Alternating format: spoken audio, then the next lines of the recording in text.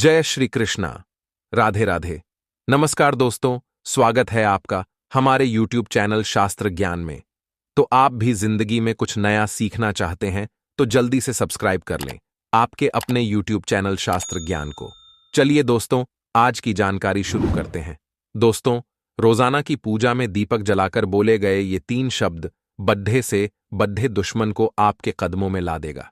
दीपक के बिना छोटी से लेकर बड्ढी पूजा पाठ तक अधूरी मानी जाती है। दीपक एकमात्र ऐसा जरिया है जिससे आप अपने इष्ट तक अपनी बात पहुंचाने का रास्ता निकाल सकते हैं। अगर आप दीपक जलाते हैं तो साधारण तरीके से ही जलाते होंगे, परंतु मैं यहां आपको बताने वाला हूं जादुई चमत्कारी दीपक जलाने का एक अद्भुत तरीका, जिससे आपकी पूजा तो सफल होगी ही, आपकी इच्छा भी जल्दी ही पूरी हो जाएगी। बस दीपक जलाते समय ये 3 शब्द आपको बोलने हैं। दोस्तों, 2 दीपक खास तौर पर प्रत्येक घर में जलाया जाता है। यह अलग बात है कि कुछ लोग घर में 1 तो कुछ लोग 2 या कुछ लोग 3 दीपक जलाते हैं। यह अपनी अपनी श्रद्धा है, परंतु आपको मैं बता दूं कि शास्त्रों के अनुसार आप कम से कम 3 दीपक प्रतिदिन अवश्य जलाएं। 3 दीपकों से फायदा तो होगा ही और आपकी पूजा भी स्वीकार होगी। घर में नकारात्मक शक्ति नहीं आएगी, घर में धन की कमी नहीं होगी। अब मैं 3 दीपक आपको जलाने कहाँ है वह बताने जा रहा हूं, वह ध्यान से सुन लीजिए। पहला दीपक आप पूजा के मंदिर में जलाएं, यह सुबह शाम दोनों समय जलेगा। और दूसरा जो दीपक है वह तुलसी मां के चरणों में, यानी तुलसी का जहां आपने गमला रखा है वहां पर आपको जलाना है। इससे घर में धन संपदा बनी रहेगी। तीसरा दीपक घर के मुख्य द्वार यानी कि चौखट के बाहर की ओर आपको लगाना है। दीपक तेल का ही होना चाहिए। बाकी के जो दीपक होंगे, जो 2 दीपक आपने घर के मंदिर में और तुलसी जी के पास लगाया है, वह आपको घी का जलाना है। लेकिन मुख्य द्वार पर चौखट पर जो आप दीपक लगाएंगे वह तेल का ही होना चाहिए। दीपक जलाते समय पुरुष हो या फिर महिला सिर ढककर ही दीपक जलाएं। दीपक जलाते समय आसन जरूर लगाएं। यह आसन क्या होता है, ध्यान से सुन लीजिए। दीपक जलाने के पहले नीचे जो आप चीज रखेंगे उसे ही आसन कहा जाता है। यह चाहे चावल का हो या फूलों का हो, पर आसन जरूर लगाएं, तभी दीपक जलाएं। आप 7 प्रकार के अनाजों में से कोई भी आसन लगा सकते हैं, कुछ भी आप लगाएंगे।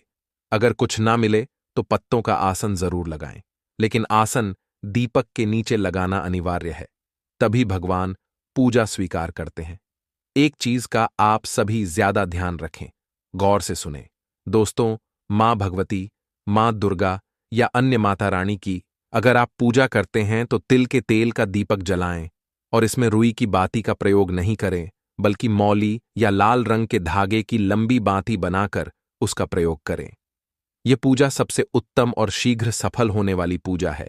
इसलिए आप ज्यादातर इस चीज का ध्यान रखें कि जब भी आप किसी माता रानी की पूजा करें तो वहां रुई की बाती की जगह आप लाल धागे की लंबी बाती बना लें या फिर मौली की बाती बनाकर ही दीपक जलाएं। अगर आप साधारण पूजा करते हैं तो दीपक में गाय के घी का ही प्रयोग आपको करना चाहिए। जब अधिक शत्रु आपको ज्यादा परेशान करें, कर्ज ज्यादा है और आपकी अपनी जान को भी खतरा हुआ हो, तो ऐसे में आप इन सब से मुक्ति चाहते हैं। आप चाहते हैं कि आपको शत्रु विरोधी परेशान न करें, तब आपको चारों दिशाओं से रक्षा चाहिए और सफलता हेतु सरसों या फिर चमेली का तेल आप मंगलवार के दिन हनुमान मंदिर में जलाएं। इस दीपक में रुई की गोल बाती का प्रयोग करें और 2 लौंग इस दीपक में डाल दीजिए। ध्यान से सुनिएगा। मंगलवार के दिन हनुमान जी के मंदिर में आपको दीपक जलाना है और रुई जो है उसकी गोल बाती का ही प्रयोग करें और दीपक के अंदर 2 लौंग इस दीपक में डाल दीजिए और दीपक जलाते समय यह शब्द आपको बोलना है, ध्यान से सुनिएगा। या फिर आप कहीं नोट कर लीजिए, ध्यान से सुने।